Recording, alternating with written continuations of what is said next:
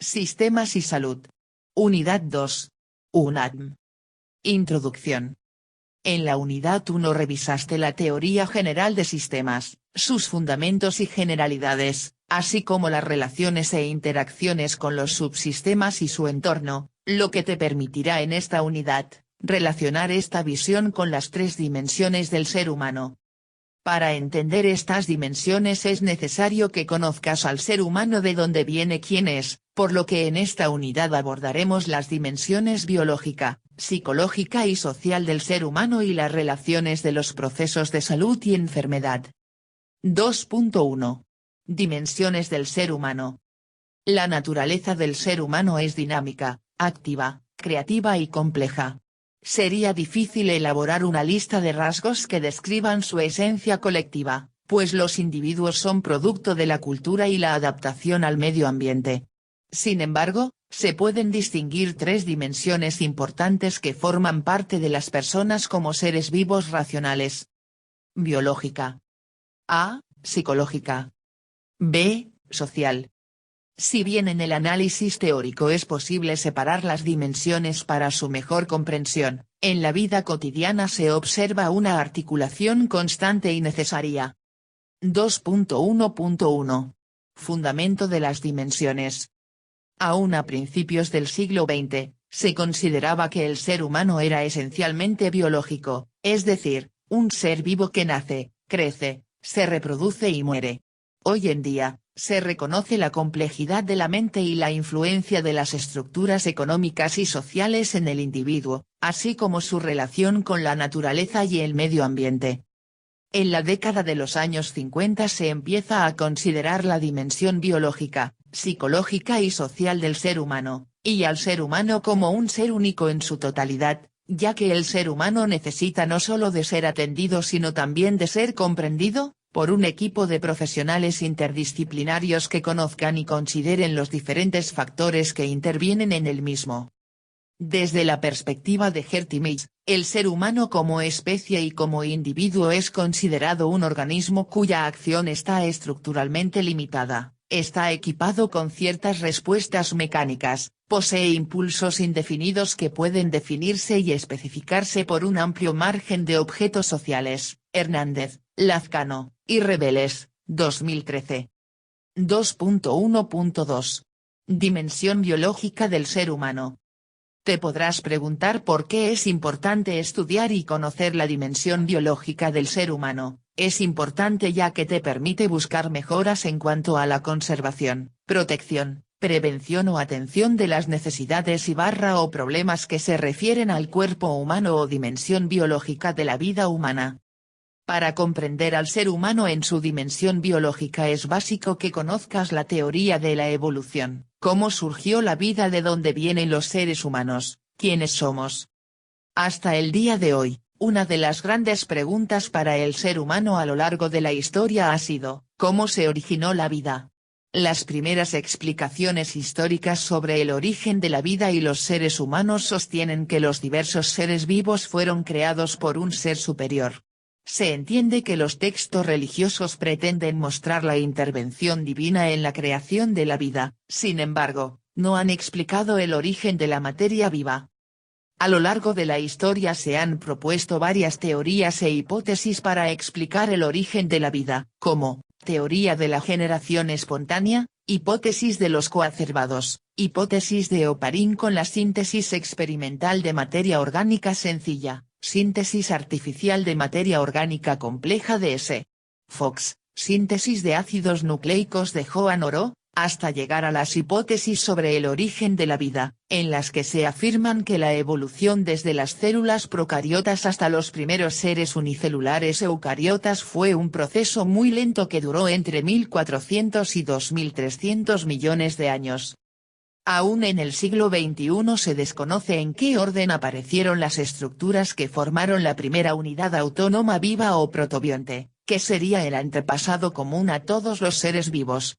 Sin embargo, ahora se conoce que los primeros organismos eran procariotas heterótrofos fermentadores, y que hace unos 3.000 millones de años aparecieron las cianobacterias, microorganismos que ya podían realizar una fotosíntesis más eficaz y que desprendía oxígeno. La presencia de oxígeno en la atmósfera favoreció el predominio de los seres vivos que realizan la respiración aeróbica, clasificación que incluye al ser humano. Como lo señalan varios científicos, la observación de la vida terrestre permite concluir que los seres vivos poseen tres propiedades fundamentales interrelacionadas: tener las características genéticas para desarrollarse, ser susceptible al medio ambiente que influye en el desarrollo, y debe poseerse la capacidad para adaptarse. La primera es la capacidad de almacenar y transmitir información genética, necesaria para que todos los procesos propios de la vida ocurran de forma coordinada y precisa. La segunda, es que para lograr lo anterior son necesarias materia y energía del medio externo que mediante el metabolismo son transformadas en materia y energía utilizables por los seres vivos. La tercera, los organismos vivos deben ser capaces de adaptarse a cambios ambientales continuos.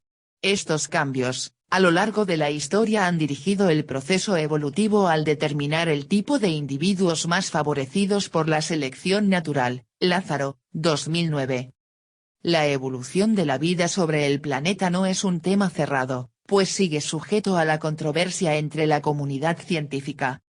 A lo largo del siglo XX, el darwinismo ha sido uno de los referentes teóricos para comprender la complejidad de la evolución biológica.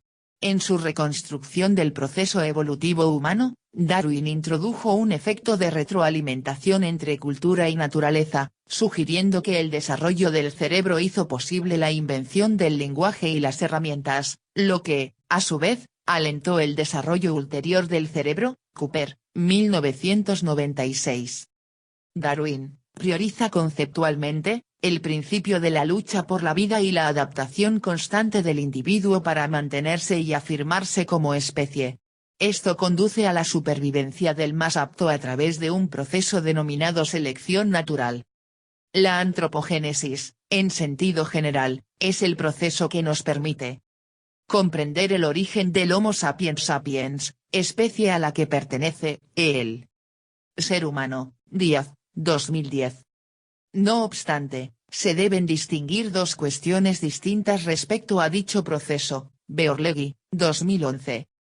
Hominización se entiende como el conjunto de cambios que dan lugar a la aparición de las características morfológicas y fisiológicas de la especie humana actual, a partir de los primates.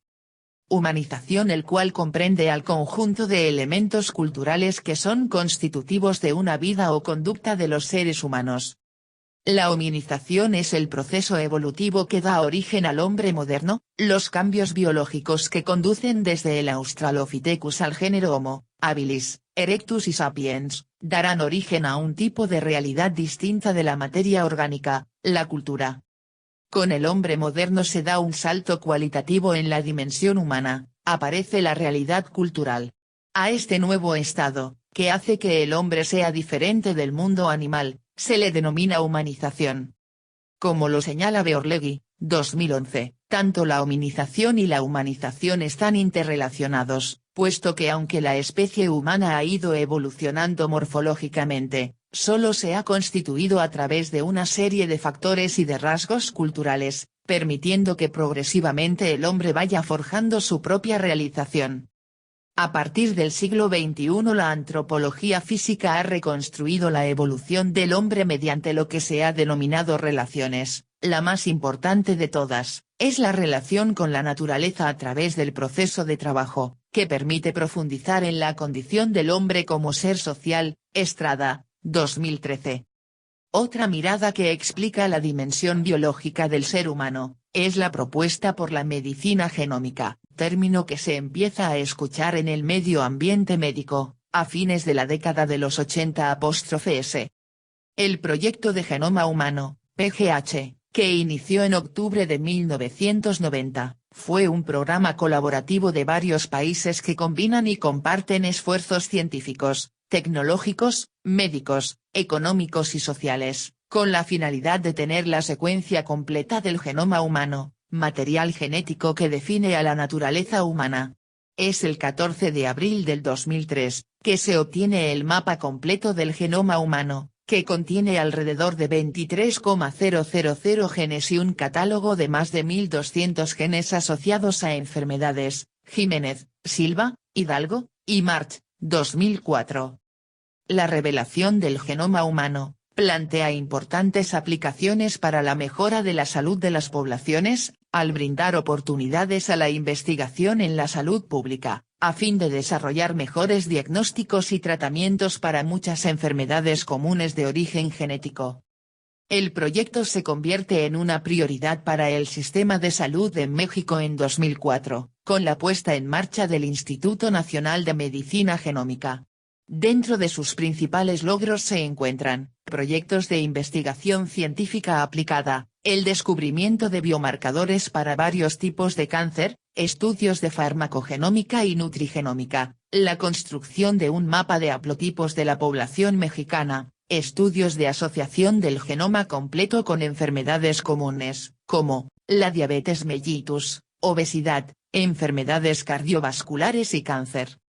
A modo de conclusión, considera que el ser humano carece de un medio natural, no tiene naturaleza, tiene mundo e historia, es un ser abierto que se proyecta hacia el futuro, crea sus propias respuestas ante la naturaleza mediante la cultura y a través de los instintos.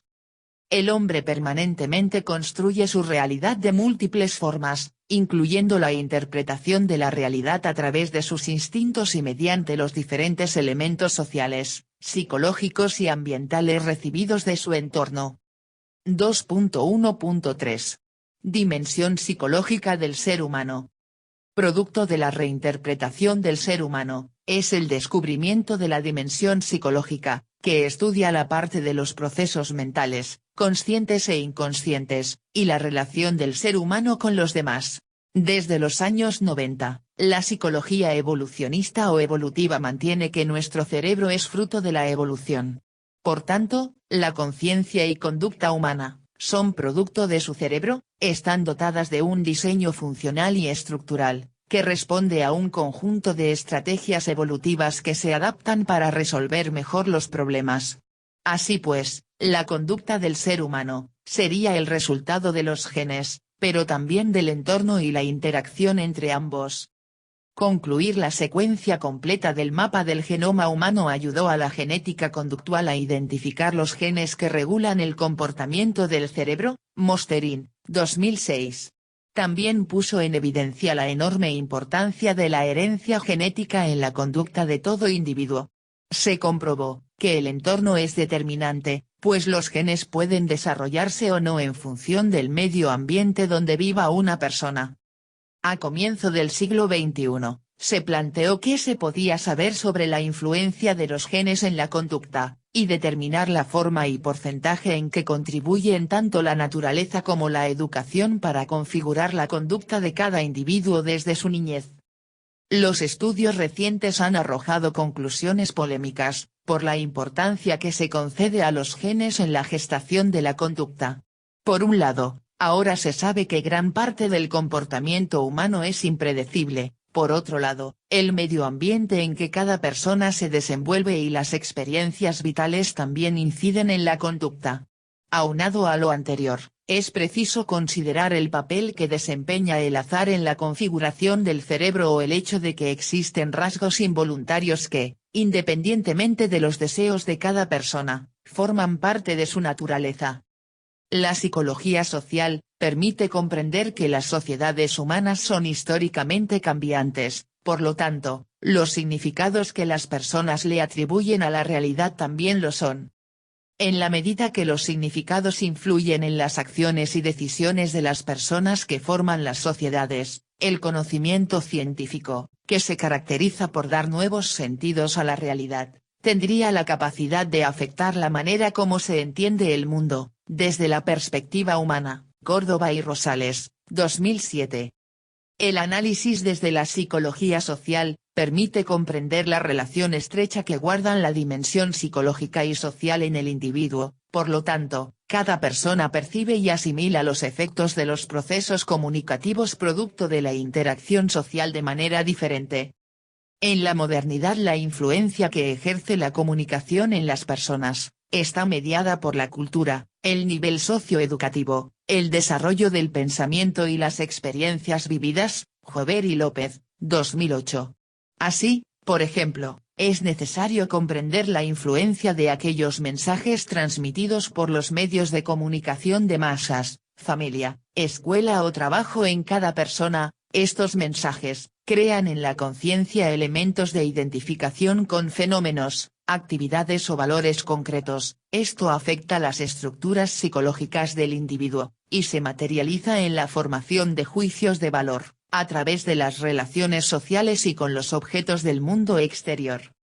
En términos de salud, la comprensión del concepto y la respuesta humana a la noción de salud o enfermedad, se construyen, como elementos que brindan un estilo de vida saludable, enfatizan la importancia del cuidado del cuerpo como referentes del cuidado de la salud, así como su estrecha relación entre lo social y lo cultural. A través de la articulación entre la dimensión psicológica y su relación con lo social se puede comprender mejor el comportamiento de un individuo, por ejemplo, con problemas de anorexia o bulimia. Pues su realidad estará influenciada por lo que autores como Ginsberg, 2003, llaman la cultura de la superficialidad y el deterioro de valores que impactan en la imagen corporal del individuo. Muchos factores externos, entre ellos los medios de comunicación, ocasionan una adaptación acrítica del individuo sobre lo que sería el ideal social. 2.1.4. Dimensión social del ser humano. Se ha revisado brevemente la condición biológica y social del hombre a través de la evolución de la materia y del fenómeno de hominización. Ahora es necesario abordar el aspecto social del ser humano. El hombre hace uso de otras estrategias para lograr su sobrevivencia, porque no es un ser con órganos especializados para sobrevivir en la naturaleza tal y como lo hacen las demás especies animales.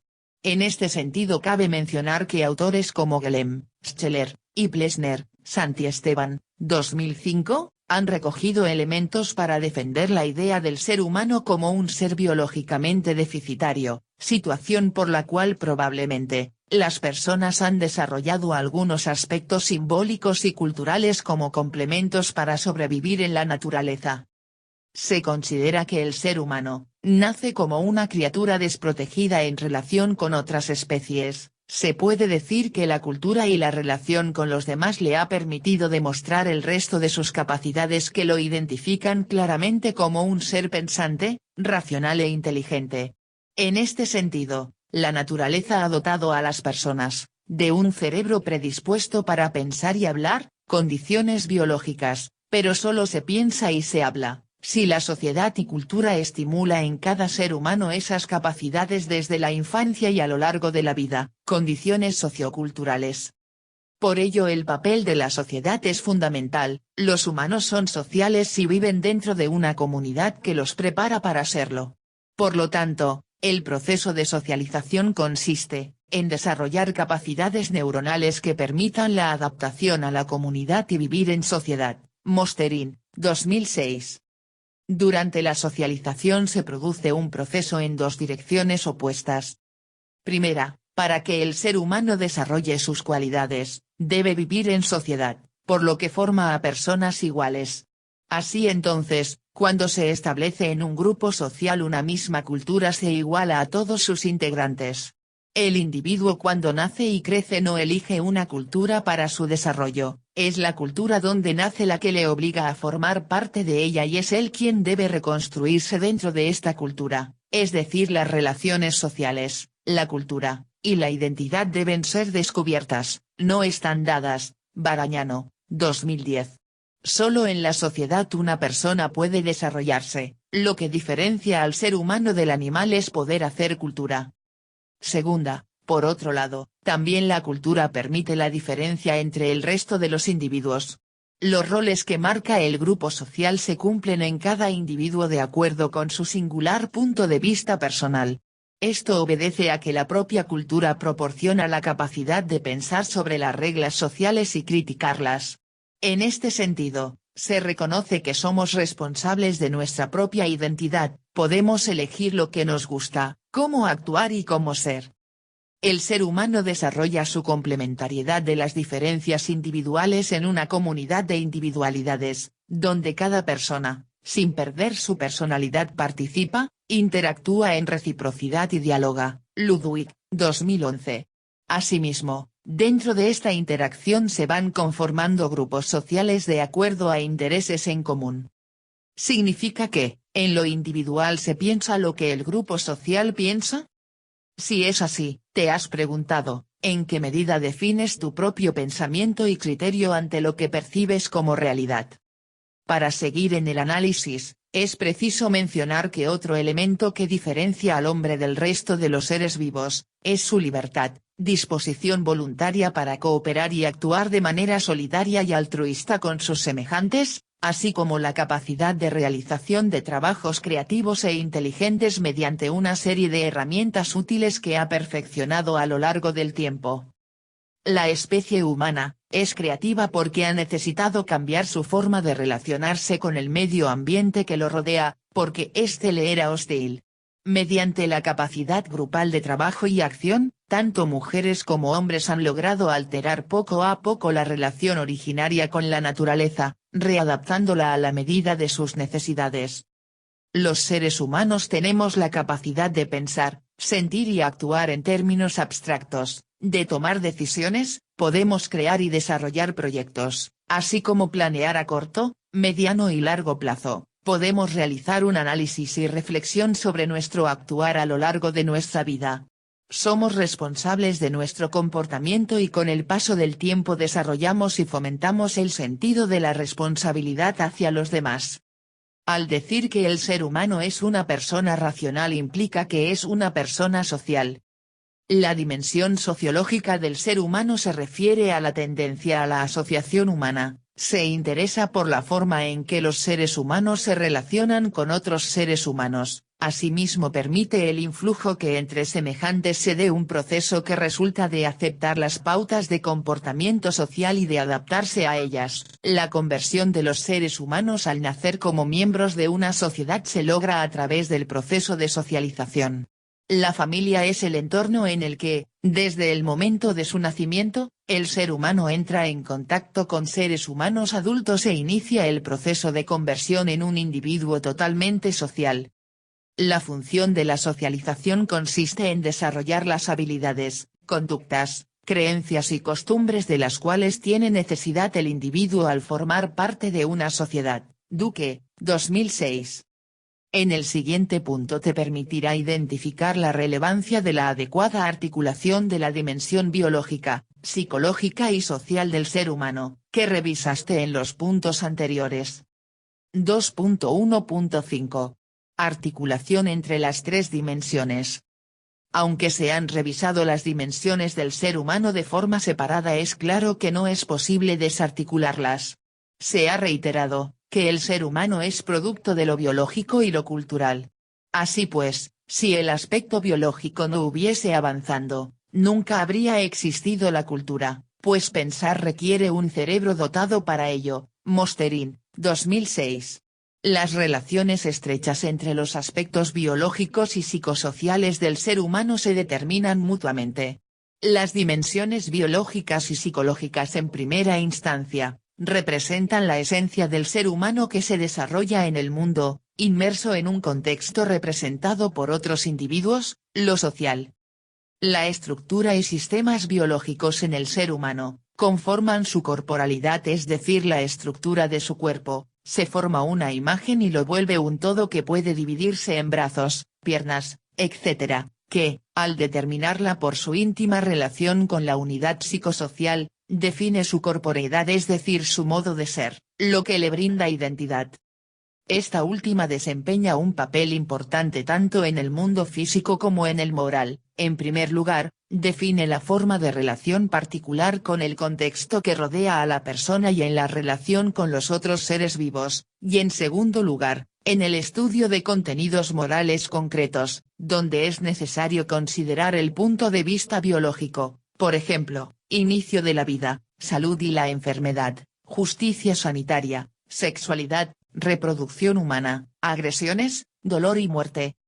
De acuerdo con San Martín, 1986, Los sistemas biológicos derivan de sistemas complejos, en tanto que el ser humano y su sistema social derivan de dichos sistemas biológicos. Como has visto, el sistema social humano continúa evolucionando, mientras el hombre se esfuerza en mejorar su calidad de vida en la Tierra, aunque esto implique comportamientos contradictorios a este objetivo como consecuencia de la propia condición humana, cultura e inteligencia. Desde el punto de vista de la teoría de sistemas, el ser humano constituye un sistema sociobiológico, es decir un sistema ecológico abierto al exterior. La vida solo es posible por la interrelación ecológica entre el ser vivo y el entorno exterior. Al mismo tiempo el hombre se organiza y reorganiza históricamente en sistemas y subsistemas sociales, sistemas económicos, políticos, culturales, etc., sometido siempre a cambios y en interrelaciones del ambiente político y social. San Martín, 1986.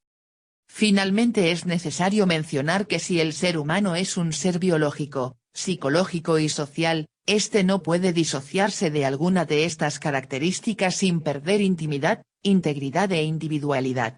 Todas ellas definen las relaciones funcionales o presencias del ser humano como un ser en el mundo, situado, corporal, espiritual y sexuado, un ser con otros, intersubjetividad, ni individualismo ni colectivismo, ser colectivo o comunitario, y un ser en sí mismo, intrasubjetividad, personalidad, interioridad como núcleo y con madurez psicológica. Ludwig, 2011. En el siguiente punto revisaremos los conceptos de salud, enfermedad y proceso de salud-enfermedad que te permitirán analizar cómo la articulación de la dimensión biológica, psicológica y social del ser humano influyen en el estado de salud-enfermedad. 2.2. Salud y enfermedad. La salud y la enfermedad de los seres también están consideradas como sistemas. La salud, por ejemplo, está considerada como una variable, igual que la enfermedad o el bienestar, de múltiple causalidad con raíces dominadas por otros sistemas sociales y ecológicos, sistemas naturales y sistemas artificiales humanos, incluyendo los sistemas condicionantes de la participación individual y social.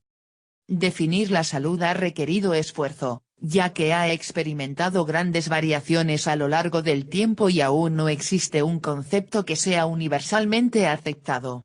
En su configuración intervienen de manera sutil pero determinante, los procesos culturales, económicos, políticos e ideológicos que marcan el rumbo de la sociedad en su conjunto. 2.2.1. Concepto de salud. La teoría de sistemas sirve de marco explicativo para comprender los diferentes subsistemas, biológico, axiológico, cognitivo, afectivo, interpersonal, social, ambiente físico, cómo están interrelacionados y cómo los cambios en cualquiera de ellos afecta a la totalidad individual, que se muestran en la siguiente figura. El ser humano en estado de salud. Ahora hablaremos del concepto de salud, el cual se puede considerar como un concepto muy convertido y con diferentes significados, desde que aparece en la historia hasta nuestros días. De tal manera que hasta hace unas pocas décadas, no se ha explicado la salud como algo con significado por sí mismo. Tradicionalmente, la salud se definía como la ausencia de enfermedad, es decir, estaba sano aquel que no se encontraba enfermo. Etimológicamente en la palabra salud se revela una aspiración ideal. En los idiomas latinos salud deriva del latín salus, o salvus, que a su vez se deriva del griego holos, que significa todo. La palabra salud mantiene una relación etimológica y semántica con la palabra salvación. De este modo, la etimología hace referencia a una condición ideal total. Gavidia y Talavera, 2012. Durante la década de 1950, el médico Herbert L. Dunn establece una descripción integral de salud, considerándola como un alto nivel de bienestar orientada a maximizar el potencial del ser humano, en el que el individuo mantiene un continuo balance y dirección con propósito dentro de su ambiente. También considera a la salud en tres dimensiones: física, psicológica y social, con lo que pretende explicar que el ser humano debe ocupar una máxima posición en las tres dimensiones para gozar de buena salud, y considera que la salud está interrelacionada con el alto grado de bienestar. Dunn incorpora la dimensión social y el concepto de bienestar, que gradualmente fue adquiriendo énfasis en los años posteriores. Lopategui, 2000. Para los años 60 el concepto de lo social en la salud se sigue enfatizando con investigadores como Edward Rogers, quienes además sostienen que la salud es dinámica y va en función al tiempo, siendo un continuo con escalas intermedias que fluctúan desde la salud óptima hasta la muerte. Por su parte, Milton Terris, 1992, retoma durante los años 70 la definición de la OMS y enfatiza la dimensión social, introduciendo el elemento dinámico y agrega al concepto de salud la capacidad de los seres humanos para funcionar en la sociedad y no solamente en la ausencia de enfermedad o cualquier grado de invalidez. Esta mirada, es opuesta al modelo médico del concepto de salud, el cual describe a la salud como la ausencia de enfermedad. Esta aportación permite comprender que la salud trasciende la dimensión física, al ir más allá de la idea de estar libre de enfermedades. En el concepto de salud confluyen entre lo biológico y lo social, el individuo y la comunidad, lo público y lo privado, el conocimiento y la acción. Es además un medio para la realización personal y colectiva. Es un indicador de bienestar y calidad de vida de una comunidad. Frenk, 1997. Esta aportación permite comprender que la salud trasciende la dimensión física, al ir más allá de la idea de estar libre de enfermedades. Desde este enfoque, el concepto de salud debe tomar en cuenta al ser humano como un ser total y dio paso al término de salud holística, desde el cual se vislumbran las dimensiones física, mental, social, emocional y espiritual de manera interdependiente e integrada en el ser humano, que funciona como una entidad completa con relación al mundo que le rodea. Flores, Liscano, Terán, Vázquez, Vizcaya, Delgado, Isira, 2009. La salud holística posee las siguientes características. Vislumbra la salud desde una perspectiva positiva. Enfatiza el bienestar en vez de la enfermedad. El ser humano se desempeña como una unidad entera. Existe ausencia de salud si una de las dimensiones no se encuentra saludable. Su filosofía y propósito principal es la enseñanza de prácticas básicas de una vida saludable. Para complementar la noción holística de la salud, debemos mencionar que la salud debe ser entendida como responsabilidad de cada individuo como guardián de su cuerpo, plano individual, y en relación con los otros, sociedad, por lo que se añade esta noción de la salud como una manera de vivir armónica, autónoma, solidaria y alegre. Por otra parte, autores como René Dubos, 1975, expresó que la salud es un estado físico y mental razonablemente libre de incomodidad y dolor. Esta condición le permite al individuo funcionar adecuadamente en su ambiente. Esta definición circunscribe a la salud entre dos dimensiones, una física y la otra mental. Más recientemente investigadores como Castellanos, 1990, mencionan que las concepciones tradicionales de salud y enfermedad, han tenido que abrir espacio para la confrontación con desarrollos conceptuales y metodológicos integrales, en los cuales se hace necesario abordar la complejidad real de los procesos o factores determinantes que influyen en la condición de salud y enfermedad, por lo que se debe superar la visión simple y lineal. Además, promueven la descripción y explicación de las relaciones entre los procesos más generales de la sociedad y la salud de los individuos y grupos sociales.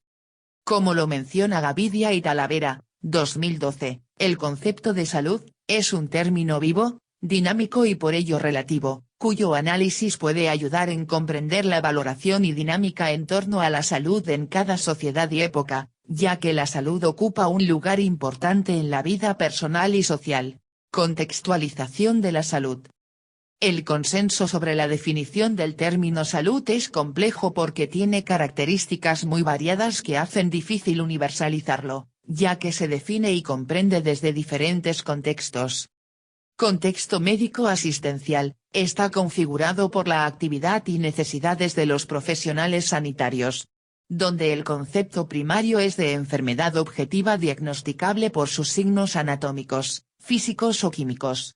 En este contexto predominan los objetivos curativos y pragmáticos, donde generalmente el médico general o familiar ofrece seguimiento al problema concreto de salud. Hasta este punto la salud tiende a ser concebido limitadamente como solo la ausencia de enfermedad.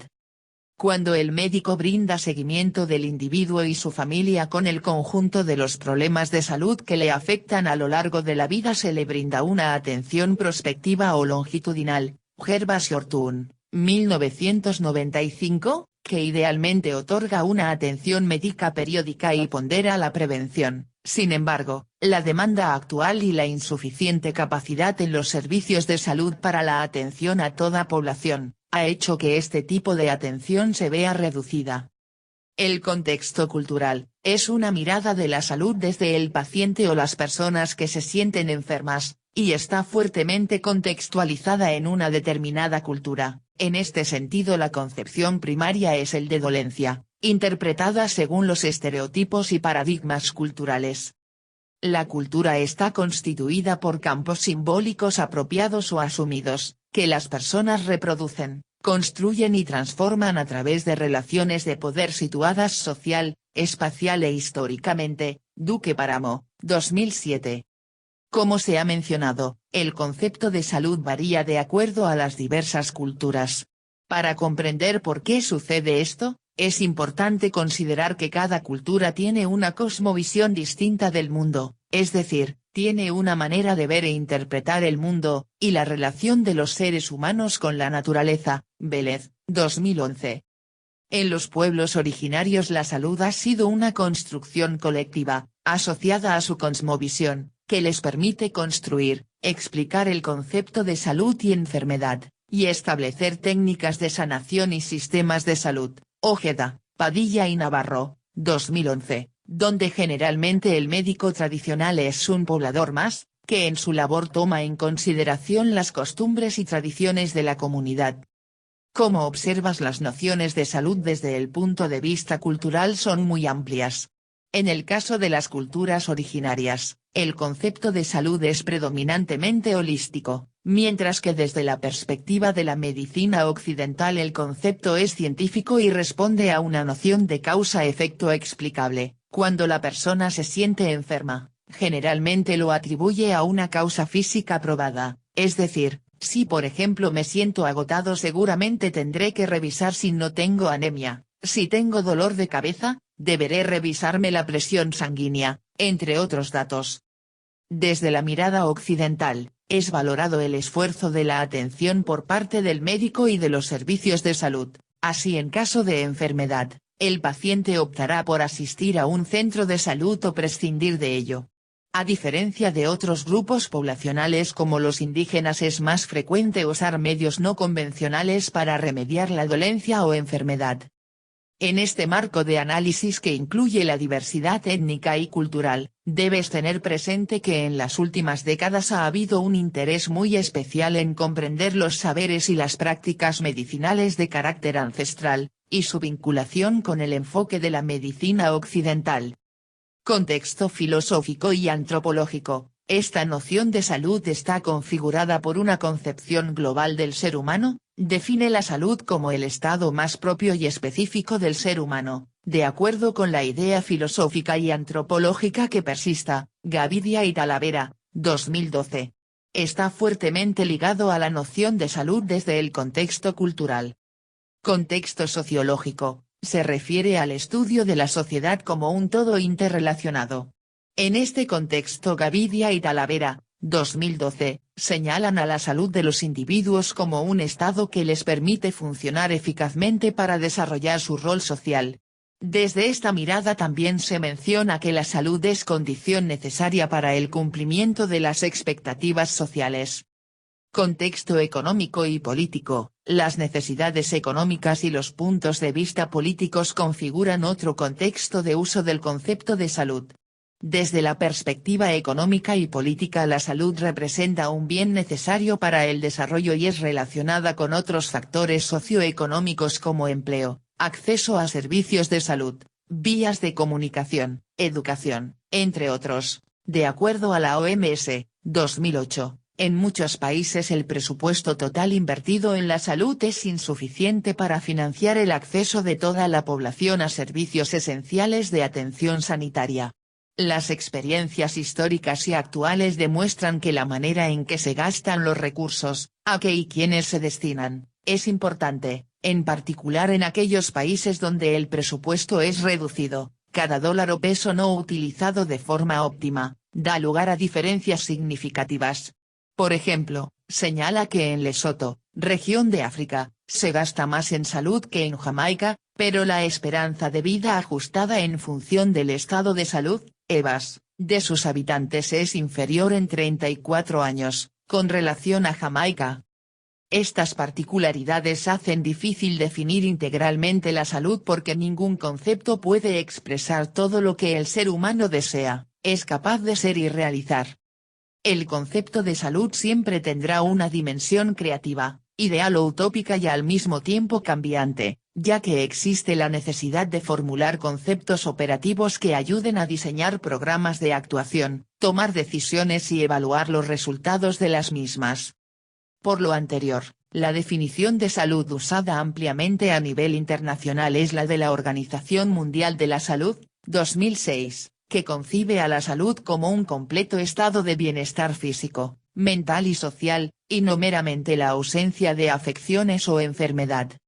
Como lo señala Guerrero, Cañedo, Salman, Cruz, Pérez, y Rodríguez, 2006, debido al carácter cambiante de la relación del hombre con su medio ambiente, es paradójico adoptar una concepción estática, invariable o absoluta de la salud. Ahora conoces el concepto de salud. A continuación revisaremos el concepto de enfermedad como contrario del concepto de salud. 2.2.2. Concepto de enfermedad. Los conceptos de salud e enfermedad han ido variando constantemente. En los pueblos primitivos, la salud se consideró siempre como un don o gracia, en tanto que la enfermedad fue vista como una deuda o pecado. En la época de la Grecia clásica ya se considera a la enfermedad como el desorden contranatural o físico, que acaba produciendo a veces la muerte. De igual manera la enfermedad entre los pueblos indígenas, se creía era causada por el enojo de algunas deidades cuando el individuo o los pueblos les provocan disgustos, lo cual está relacionado con el pensamiento politeísta en el cual todos los elementos de la naturaleza están deificados. A este pensamiento se asocia la desobediencia, el pecado y el castigo inferido por las deidades. Los catarros, gripe, reumatismo y otras afecciones similares se asocian al agua. Enfermedades del estómago, hígado, riñón se asocian al fuego, mientras que las psicosomáticas o del pulmón, se atribuyen a los dioses del aire que causan el susto, el mal del aire y otros malestares emotivos. Aguirre Beltrán, 1947, citado por De la Fuente, 1996, comenta que se consideraban a las enfermedades como castigo de los dioses, la desobediencia a los mandatos de las divinidades, el olvido de los deberes religiosos o el ayuno interrumpido por relaciones sexuales realizadas en días prohibidos, eran motivo de ira de los seres sobrenaturales y causan el padecimiento que sufrían quienes violaban el orden establecido. Todo era cuestión de conocer la deidad ofendida para determinar con ello el curso del padecimiento y modo de tratarlo. Satisfacción de la ofensa. Los atributos con que el pueblo azteca vistió a sus dioses, determinaba la naturaleza de la enfermedad. En la Edad Media se recurría al influjo religioso para comprender la presencia de salud y enfermedad. Ya en la Edad Moderna, con el auge de la ciencia, se desarrolló de forma significativa la ciencia anatómica y se produjeron grandes avances en el descubrimiento de principios anatómicos, morfológicos, fisiológicos y químicos, entre otros, vinculados a las alteraciones de la salud. Una de las formas para abordar el estudio de las enfermedades, se hace a través de la historia natural de la enfermedad, concepto introducido en 1940, por Sir Macfarlane Burnett. Con el surgimiento de la teoría microbiana, se reforzó la idea según la cual la enfermedad estaba determinada por aspectos medioambientales, dado por la acción de un agente externo de tipo biológico, unicausalidad. Años más tarde, En la década de los 60 S. Abel y Clark, escriben el libro Preventive Medicine for the Doctor-in Community, 1965, dirigido a médicos generales que se dedicaban a la práctica médica privada en el sistema de salud estadounidense, con el propósito de extender el concepto de medicina preventiva y proporcionar herramientas para la promoción de la salud y la prevención de la enfermedad. Propusieron el uso de un modelo para estudiar cualquier tipo de enfermedad, que inicia cuando el individuo se expone a una serie de factores de riesgo, llamado periodo prepatogénico, donde interactúan el agente, el huésped y el medio ambiente, tríada ecológica. A su vez, los factores de riesgo pueden desencadenar las formas clínicas de la enfermedad. Periodo patogénico, que se divide en diagnóstico precoz, tratamiento oportuno y rehabilitación. Giscafré y Salmerón, 1994. Estos relacionados con los niveles de atención que revisarás en la unidad 3. Retomando el concepto de salud de la OMS, en aspectos prácticos el concepto de enfermedad puede ser enunciado como la pérdida del equilibrio o alteración física, mental o social, que impide al individuo su realización personal y la participación en el desarrollo de la comunidad. En el siguiente tema se abordarán los cambios en la noción de salud a lo largo de la historia, y comprenderás cómo se ha ido transformando la concepción del proceso de salud, enfermedad a lo largo de la historia de la humanidad. 2.3. Relación salud-enfermedad. Ledesma, 2004, señala a la salud-enfermedad como un proceso dentro del cual se da una interacción continua de elementos, cuya resultante puede afectar al ser humano en forma positiva o negativa. Aunque las nociones sobre enfermedad varían entre culturas, lo que sí es claro para la medicina convencional, es que comprender la historia natural de la enfermedad le ha permitido contar con información para la formulación de pronósticos, diagnóstico inicial, y actuar desde la prevención. Desconocer la historia natural de la enfermedad puede conducir a importantes errores de juicio sobre las indicaciones terapéuticas. 2.3.1. Proceso salud-enfermedad. Se puede considerar que la enfermedad, cualquiera que se presente en el ser humano, es el resultado de un proceso dinámico, donde intervienen diferentes elementos ambientales y característicos de las personas, que en su interacción dan como resultado una ruptura del equilibrio interno. No existen límites precisos entre salud y enfermedad, debido a que ciertos eventos fisiológicos o patológicos suceden silenciosamente durante periodos de latencia, en los cuales el ser humano aparentemente está sano. Piedrola, Gálvez, y Domínguez, 2001. A lo largo de la historia del hombre, la expectativa de vida ha cambiado. Era de 25 años para los antepasados cazadores, 41 años en 1820, 50 a comienzos del siglo XX, hasta los 77 años que se tiene como expectativa para la sociedad del siglo XXI. Esta evolución en la esperanza de vida, o disminución de la mortalidad, tiene su explicación en la casi eliminación de los fallecimientos por enfermedades infecciosas, principal causa de muerte hasta la mitad del siglo XVIII, la mejora en la nutrición y el crecimiento económico, así como la aparición de las primeras medidas de salud pública a mediados del siglo XVIII, la aparición del agua corriente, la retirada de basura de las calles y la puesta en práctica del cuidado personal que va desde mediados del siglo hasta nuestros días. El concepto de salud experimentó un cambio radical en Europa en el primer tercio del siglo XIX, mediante la constatación de relaciones causales entre la pobreza y enfermedad. Por ejemplo, el que las duras condiciones de vida y trabajo de los obreros textiles eran la causa de su mortalidad prematura.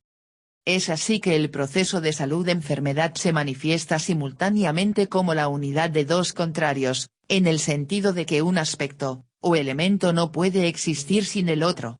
Es un fenómeno complejo que va más allá de la dimensión biológica del ser humano y se deriva de un conjunto articulado de procesos sociales, económicos y culturales.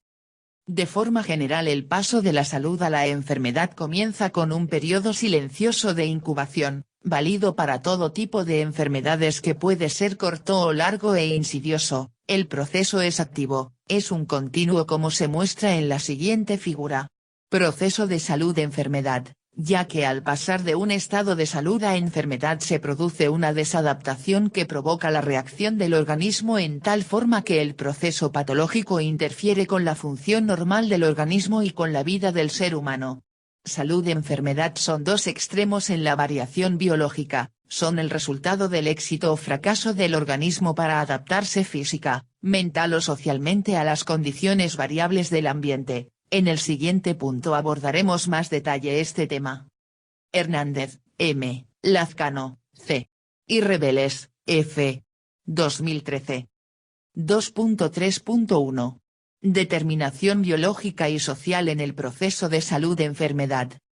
El proceso de salud-enfermedad tiene dos determinantes, el dominio que la sociedad haya alcanzado sobre la naturaleza y el tipo de relaciones sociales que se establezcan entre sus miembros. Ambas determinantes explican las condiciones materiales de la vida de los diferentes grupos sociales, las que, a su vez, son el factor fundamental de la incidencia de la enfermedad, ya que la salud y enfermedad están conectadas mediante un proceso dinámico que depende de múltiples factores que conducen a una fluctuación constante entre el estado de salud y el estado de enfermedad. Rudolf Virchow, médico de gran trascendencia y activista político, formuló las relaciones de la medicina con los problemas sociales por medio del lema «La medicina es una ciencia social y la política, no es más que medicina en gran escala», Rosen, 2005. Aunque la noción de la medicina como ciencia social no fue propiamente de Virchow, esta concepción distinta ha sido importante, por considerar que las condiciones sociales y económicas tienen un efecto importante en la salud y la enfermedad. Así pues, Virchow, citado por Ponte y Cole, 2008, establece una clara asociación entre condiciones de vida y enfermedad, puesto que los determinantes de la salud son de índole económico y social. Además afirma que dentro de los objetivos básicos de la medicina hay que incluir, reformas sociales radicales, democracia completa y sin restricciones, así como educación, libertad y prosperidad, esto en el siglo XIX. De las reflexiones de Virchow se derivan tres conclusiones fundamentales. 1. La salud pública concierne a toda la sociedad y el Estado está obligado a velar por ella. 2. Las condiciones sociales y económicas tienen un efecto importante en la salud y la enfermedad. 3. Es necesario adoptar medidas tanto sociales, libertad, seguridad y prosperidad para todos, como médicas a fin de promover la salud y combatir la enfermedad. Aunque el enfoque social en salud fue contundente y claro durante esta época, tomó escasa importancia. Tuvieron que pasar alrededor de 40 años hasta que estas ideas fueran recuperadas. Es alrededor de 1940, cuando se rescatan corrientes de salud, que consideran que esta depende de condiciones de vidas adecuadas, óptimas condiciones laborales, educación, cultura física, así como de formas de esparcimiento y descanso. Uno de los pioneros de esta visión fue Henry Sigerist, 1891-1957, como el principal teórico de la medicina socializada en el hemisferio occidental, consideraba que la salud de un pueblo depende más de las condiciones de vida que de la asistencia médica. Además, entre otros aportes destaca el enfoque epidemiológico en el sistema de servicios de salud e introduce la noción de la promoción de la salud, Beldarrin, 2002. En los años siguientes, los modelos que incluían la dimensión social se han ido modificando incluyendo nuevas relaciones, por ejemplo, con la dimensión psicológica.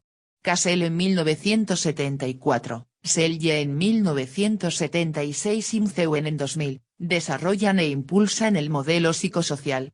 Estos médicos asumen que las formas de organización social marcadas por la competencia, el individualismo y la falta de control en los procesos de trabajo, generan factores psicosociales productores de estrés crónico que conduce a un estado de susceptibilidad generalizada hacia varios tipos de enfermedades, infecciones, cáncer, enfermedad coronaria, hipertensión arterial, trastornos mentales, entre otras. Como lo señala Sánchez, 2009, A lo largo del siglo pasado y hasta el siglo XXI, el estudio científico del estrés, así como su relación con la salud-enfermedad, constituye un amplio campo de investigación abordado desde diferentes disciplinas y enfoques teóricos, que incluyen nuevos conceptos como los factores estresores y protectores que influyen en el estado de salud. El modelo ecosocial, que surge en 1994 en el medio europeo y norteamericano, postulado por autores como Nancy Krieger o Michael Marmot, pretende incluir equitativamente la dimensión social y biológica del ser humano. Construyen para ello, una serie de criterios que considera aspectos que van desde las formas más generales de la organización social, hasta la acumulación a lo largo de la vida de exposiciones a factores protectores o dañinos para la salud. Krieger, 2001, considera que el modelo ecosocial abarca ampliamente la perspectiva de la producción social de la enfermedad, y permite su incorporación en los análisis biológicos y ecológicos. Propone 4 constructos ecosociales para el análisis del proceso salud-enfermedad. 1. Encarnación o incorporación. Se refiere a cómo concebimos la realidad en la que vivimos desde el plano biológico, material y social, desde el momento de tomar conciencia de esta realidad hasta la muerte. 2. Vías de incorporación. Considerando arreglos sociales de poder y propiedad, formas cambiantes de producción, consumo y reproducción, así como limitaciones y posibilidades de nuestra biología. 3. Acumulación interactiva entre exposición, susceptibilidad y resistencia. 4. Responsabilidad e intervención. Considera la relación entre los diferentes actores, instituciones, hogares e individuos, así como la responsabilidad e intervención de los profesionales en salud, epidemiólogos y científicos. Estos elementos expuestos por Krieger y Marmot, son muy valiosos porque replantean y consideran la noción de los determinantes sociales de la salud, retomada en la última década del siglo XXI, por la Organización Mundial de la Salud, OMS. América Latina ha dado grandes aportes para la construcción del pensamiento en salud pública actual, a través del movimiento de la medicina social latinoamericana sobre la determinación social de la salud. Este movimiento, sumado a los enfoques de la epidemiología social europea, influyen y aportan a la formación de la Comisión de Determinantes Sociales de la Salud de la Organización Mundial de la Salud en 2005, cuya función es generar recomendaciones basadas en la evidencia disponible de intervenciones y políticas, apoyadas en acciones sobre los determinantes sociales, que mejoren la salud y disminuyan las inequidades sanitarias. Cierre de unidad.